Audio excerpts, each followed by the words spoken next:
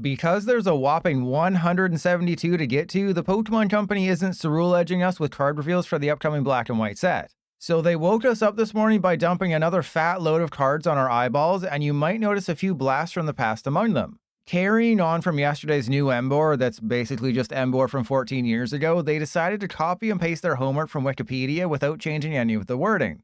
An announcement that made those of us with back pain and alimony payments really happy: Eelektrik is getting a full reprint. Since the hit points, attack, ability, and retreat cost are all the same, there's a very good chance you'll be able to reuse your old Noble Victories Eelektrik when the Unova Focus set is out in English on July 17th. While the Eelektros could be really good if we get a coin reflip card dealing up to 400 damage for 4 energy, if we don't, it's mostly unplayable. And the Tynamo having just 40 hit points is concerning. But who cares? Eelektrik's ability allows you to accelerate 1 lightning energy from the discard pile to one of your bench Pokemon. We saw this exact same card a few years ago in Evolving Skies with Flaffy, and we saw a Psychic version with Malamar back in the Sun and Moon days. Obviously, Eelektrik is good, I just don't quite understand why it's coming out now. We already have Joltik and Magneton and Electric Generator to help out lightning types. Still, if you want to run it, obviously Miraidon EX will be a great partner. And in a Badoo world, not having to rely on Electric Generator is a plus. Additionally, you could pair it with Raging Bolt EX, removing the Teal Mask Ogerpon entirely, though you will probably need at least 3 Eels in play to justify their existence.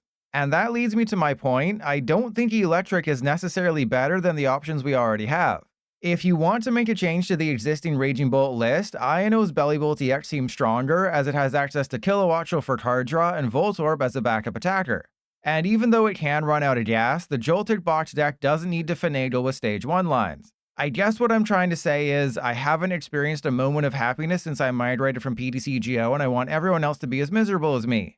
Also, you probably want to pair Eelektrik with single prize basics who can hit fairly hard, like Zapdos, Tapu Koko, and Iron Hands. Otherwise, your Miraidon EX deck basically needs 2 Eels in play at once for the deck to function without Electric Generator.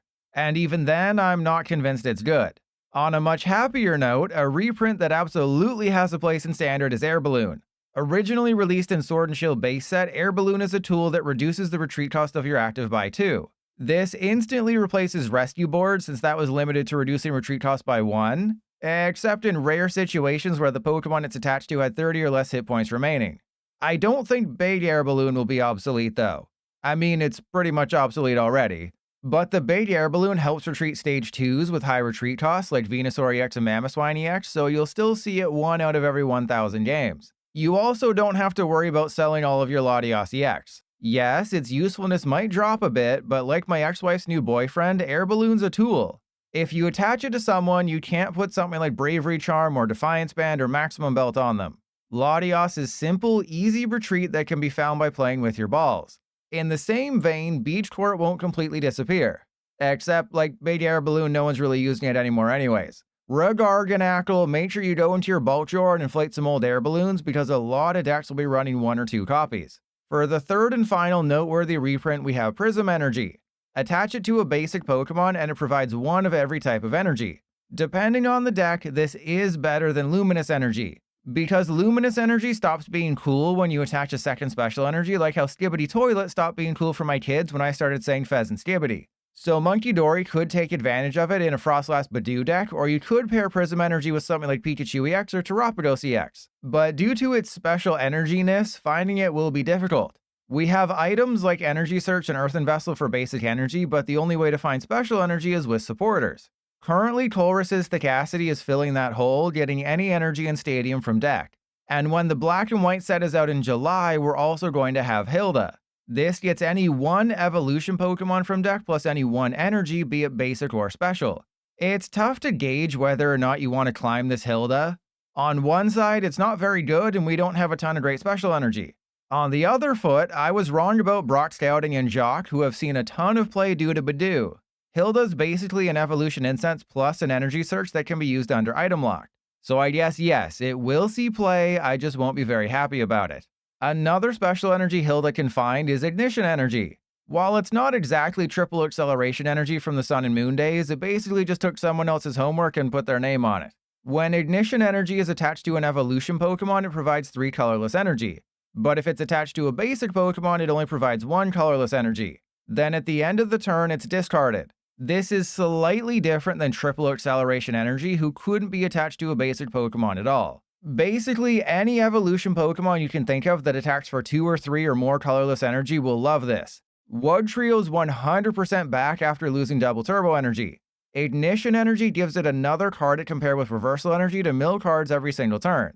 Blissey EX can run Ignition Energy to attack for 180 and draw up to 6 while keeping any basic energy in play safely on the bench. Or, and I probably shouldn't be leaking this, you compare it with the Dunsparce for infinite paralysis and recycling, since the Doo-Doo and all attached cards go back into your deck. Same with Poliwrath, who deals 240 damage and recycles everything. Simply put, Ignition Energy opens up so many possibilities, and I'm super excited for it.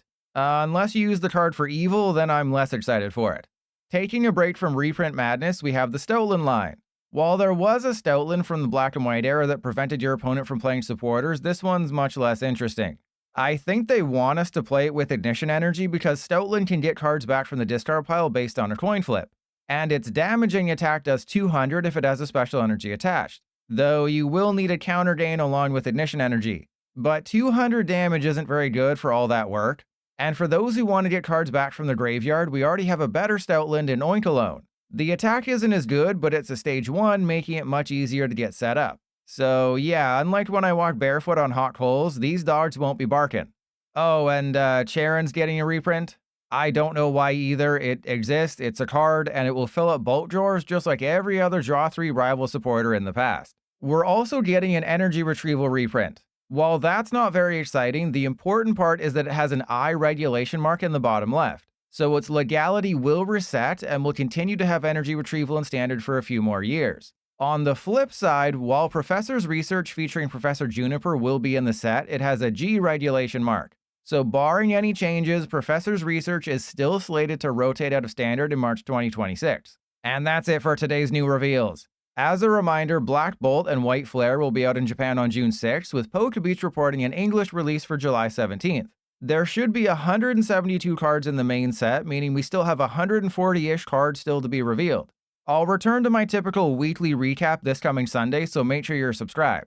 Until then, my initial impression is that Eelektrik is coming out at a time when we don't need lightning energy acceleration and might not be great until like 2027. Prism Energy is a nice addition to standard, but if we don't get better ways to search for special energy or ways to recycle them, it might be more of a fringe card. Air Balloon's going to be just as great as it was back in the day, and Ignition Energy could be a lot of fun to whack off with.